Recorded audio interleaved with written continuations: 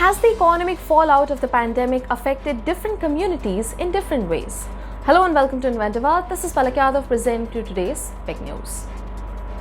A bangle-seller, whom Sarojini Naidu would have described as selling lustrous tokens of radiant lives, was beaten up for carrying out his business under an assumed Hindu name. This is not an isolated incident, nor is it specific to the BJP era of governance. Several Muslims, including celebrities, have accepted Hindu or secular identities just to have greater acceptability in the public domain. Incidents of such violence are also not uncommon. One had only hoped that communal prejudices would disappear or get less severe over time, but that unfortunately does not seem to be happening. While one may accept or debate the issues of state protection for cows, love jihad and disincentives to persons for having many children, these being used as an alibi for harassing ordinary citizens must not be tolerated. With the start of the pandemic in March 2020, there were rumors of certain social groups being super spreaders.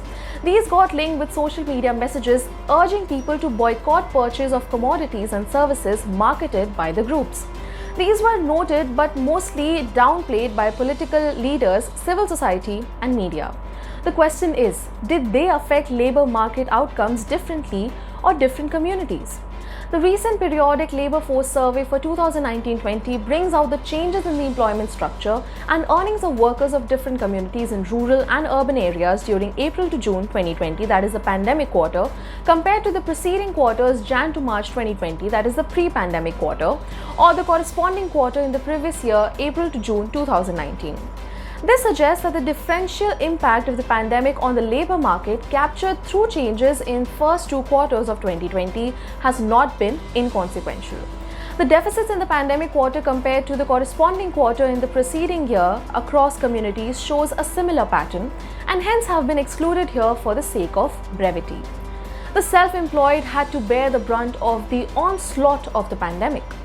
The percentage of people who did not work, that is reporting no work during the reference week, went up from 6.1% in rural and 7.6% in urban areas in the pre-pandemic quarter to 15.6% and 29.9% respectively in the pandemic quarter. The rise was extremely uneven across communities and gender. In rural areas, the percentage of persons with no work among the self-employed among the SC/ST population, Muslims and others, that is the non-SC/ST and non-Muslims, increased from 6.9%, 8.6% and 5.5% respectively to 15.1%, 27.5% and 13.7% respectively.